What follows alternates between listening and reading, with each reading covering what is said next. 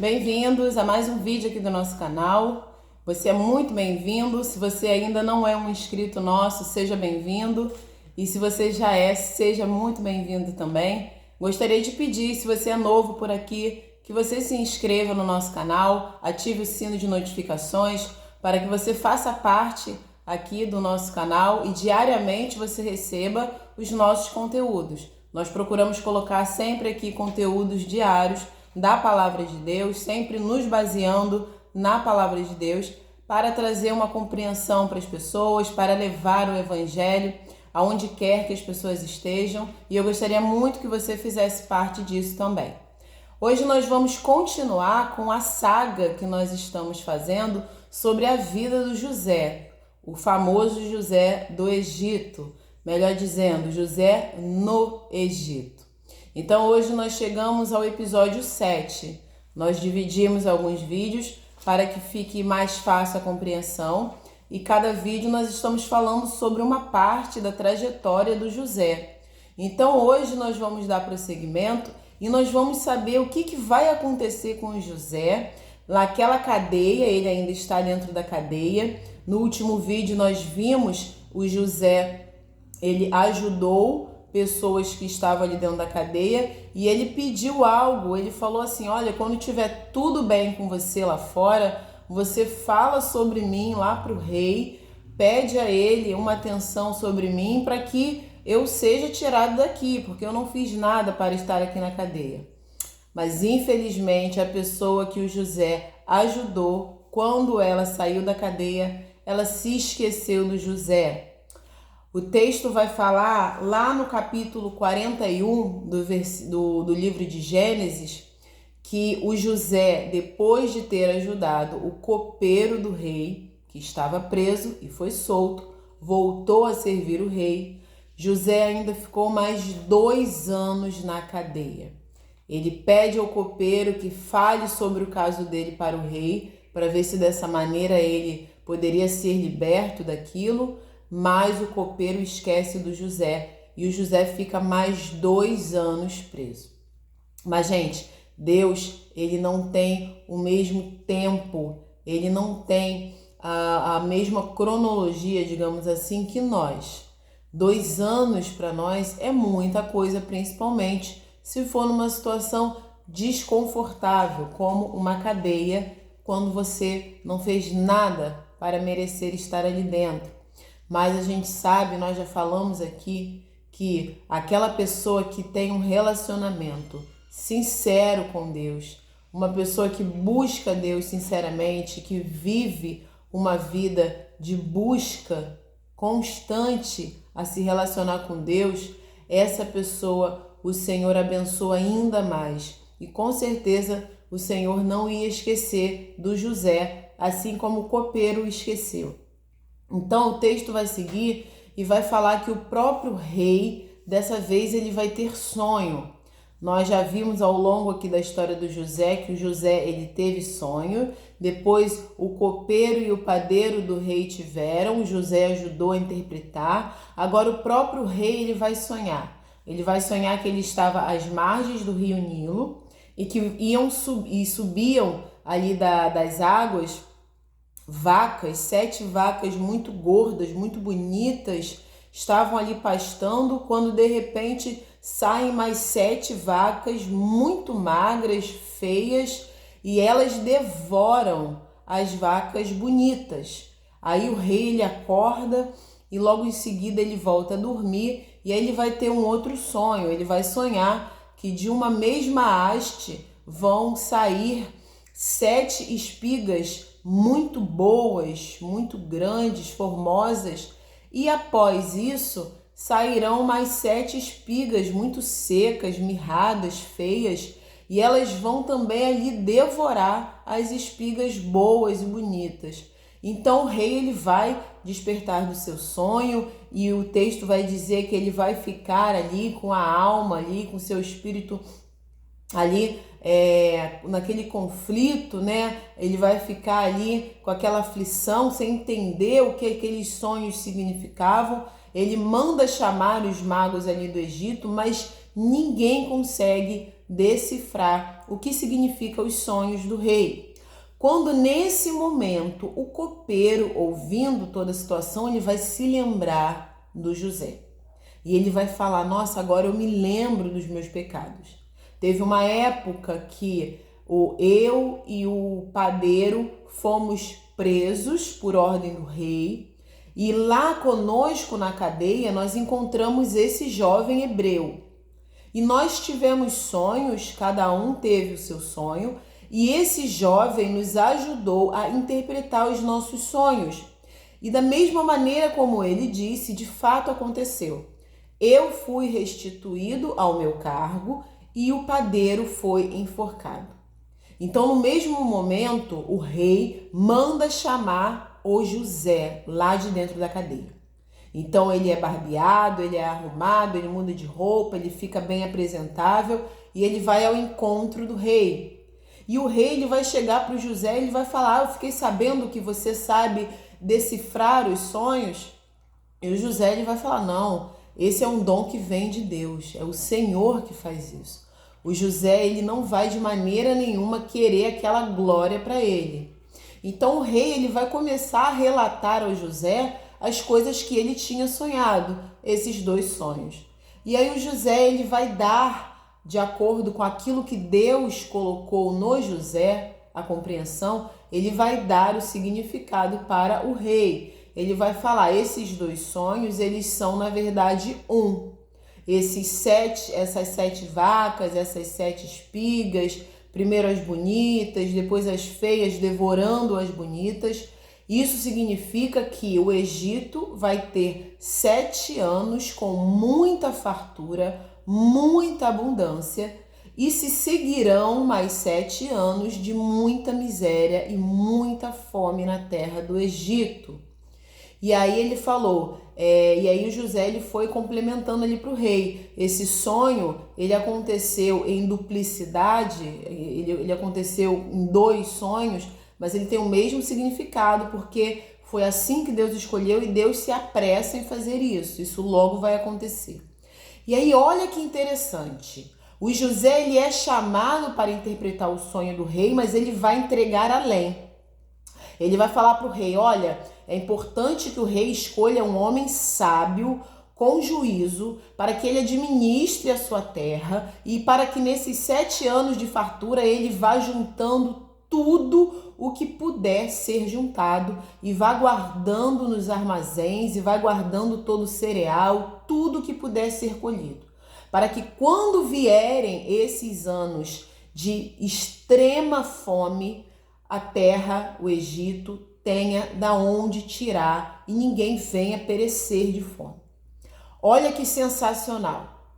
Essa postura do José agradou tanto o faraó e os seus oficiais, que o faraó ele vai falar, quem igual a você, quem que tenha assim o Espírito de Deus, quem que seja mais ajuizado que nós vamos achar? A partir de agora, você administrará toda a minha casa. Tudo que é meu, toda a terra do Egito será administrada por você. Apenas no trono eu serei maior do que você. Mas em toda a terra do Egito ninguém fará nada sem a sua autorização. O texto vai dizer que o rei ele vai tirar o anel sinete do dedo dele, colocar no José. O anel sinete era uma peça muito importante, porque ele vinha com uma parte, digamos assim, de relevo, e quando o rei ele mandava algum decreto ou alguma carta, algum documento oficial, então era pingado ali a cera, e com o anel era um carimbo. Esse anel sinete, ele validava aqueles documentos, os tornando oficiais. Então o anel sinete era algo muito importante, principalmente naquela época, nos reinos. E o rei ele vai tirar essa peça da mão dele, vai colocar no José, vai dar roupas ao José e vai fazer com que o José montasse nos seus cavalos e ele fosse fazendo ali pela terra do Egito, ali aquela caminhada diante do povo, mandando que o povo se curvasse diante do José, para que dessa maneira o rei ele colocasse ali o José diante de todo o povo com autoridade. Então ele firmou José ali diante de todo o povo do Egito, e a partir daquele momento José virou grande governador do Egito, abaixo apenas do próprio rei. O rei ainda deu a José a Asenate, a filha de um sacerdote, e depois de um tempo ela dá ao José 2 filhos, que ele vai chamar de Manassés e Efraim, que os significados falam a respeito de Deus me fez esquecer do meu sofrimento, do meu trabalho, da terra do meu pai, e Deus me fez próspero na terra da minha aflição. São esses os significados dos nomes dos filhos dele, Manassés e Efraim. Então, olha que coisa extraordinária. Assim, quando vieram os anos de abundância que ele tinha relatado, ele juntou tanto cereal, tanto mantimento, que a Bíblia fala que já perdia de conta, porque passava das medidas. Era muita coisa que eles guardaram nos armazéns ao redor das cidades. E quando chegou os 7 anos de fome extrema, como ele tinha relatado, eles tinham da onde tirar comida. E aí, quando o povo começou a reclamar de fome, o rei falou: vão falar com José e tudo que ele falar para vocês, vocês obedeçam. Então as pessoas iam até lá e compravam aqueles cereais e aqueles mantimentos, e dessa maneira eles iam passando por toda aquela aflição, porque o José, ele foi usado por Deus para abençoar uma grande nação como o povo do Egito naquele momento. Mas a história dele não acaba por aqui.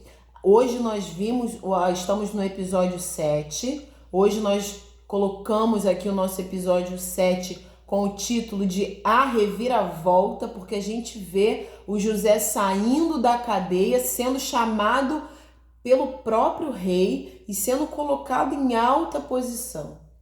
Tirando o rei no próprio trono, não existia homem mais poderoso no Egito do que o José. E o texto ele faz questão de mostrar que José estava com 30 anos de idade quando ele foi levado à presença do rei. Se você voltar um pouquinho na história, assiste os vídeos que nós colocamos aí, vai ser muito bom para a sua compreensão. Você vai ver que essa saga na vida do José começa com ele ainda novinho, com 17 anos. Tudo que os irmãos dele vão fazer ele passar, tudo que o José vai passar para que aos 30 anos ele seja levado à presença do rei e receba o maior cargo abaixo do rei em toda a terra do Egito antigo. Através da sabedoria do juízo do José, que foi abençoado por Deus, milhares e milhares de pessoas não morreram de fome, através de um único homem. A gente não acaba a história dele por aqui. Deus permitindo, nós vamos continuar os próximos capítulos para fechar essa linda história do José. Eu gosto muito da história dele. Tem muita coisa para a gente poder aprender e trazer para a nossa vida. Agora eu deixo aqui uma reflexão. Olha que coisa extraordinária, extraordinária Deus fez na vida do José diretamente e na vida de muitas pessoas através da vida do José.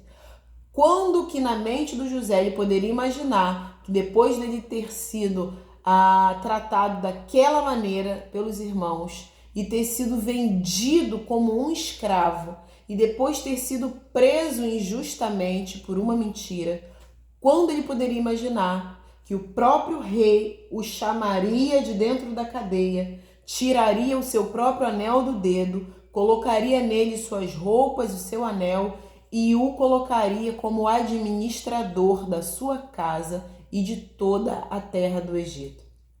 Com certeza, isso jamais passou na mente de José. Sabe por quê? Nós, seres humanos, temos a mania, o hábito, o costume de olhar apenas com os nossos olhos carnais.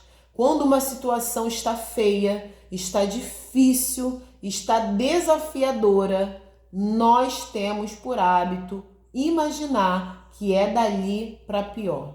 É ladeira abaixo, vai piorar, não tem o que possa fazer. Se já está ruim a situação agora, imagina daqui a algum tempo. Mas Deus, ele nos mostra sempre que nós precisamos olhar as coisas espirituais com os nossos olhos espirituais. Nós precisamos usar os nossos olhos carnais para aquilo que é carnal, para contemplar as coisas belas que Deus fez, para nos guiar, nos posicionar na escuridão, para que nós possamos usar no nosso trabalho, mas naquilo que se refere à nossa vida espiritual, aquilo que é mais importante, aquilo que demanda uma maior compreensão na nossa vida, nós precisamos ativar os nossos olhos espirituais. O José, com certeza, em momento nenhum imaginou ser o grande governador da terra do Egito Antigo. O José, para quem não sabe, e mais uma vez eu lhe faço convite, assista os vídeos anteriores que nós colocamos, está escrito ali especial José, o Escolhido. Nós temos vários episódios ali, estamos hoje chegando ao episódio 7. Vamos continuar, porque a história dele ainda não acabou e você vai ser muito abençoado com a compreensão da vida dele. Leia também na Bíblia, no livro de Gênesis, você vai ver a história dele a partir do capítulo 37 e sempre peça a Deus que ele te dê compreensão para que você consiga interpretar a palavra de Deus de uma maneira correta. E eu deixo aqui para vocês algo muito importante para nós, para a nossa vida. Deus, ele não tem limite. Deus, ele não tem um piso, ele não tem um teto, ele não tem um nível de poder. Ele ultrapassa, ele vai além de qualquer coisa que a gente possa imaginar. Por pior situação, por mais grave que seja, pela situação mais desafiadora que seja, não existe filtro, não existe limite para Deus operar. A Bíblia pergunta para nós: agindo Deus, quem impedirá? Um câncer, uma AIDS, um divórcio, um sequestro, uma pobreza, uma depressão. Agindo Deus, quem ou o que impedirá? Eu deixo para vocês essa pergunta, essa reflexão e tenha certeza que Deus está tomando conta da sua vida, Ele não perdeu as rédeas da sua vida. E se Deus permitir, nós nos encontramos no próximo vídeo. Eu quero agradecer muito você ter ficado até aqui. Gostaria que você levasse também esse vídeo para outras pessoas. Você vai abençoar a vida de muita gente se você fizer isso. Você vai estar levando esperança e consolo para muitas pessoas que estão passando por um momento difícil nesse momento.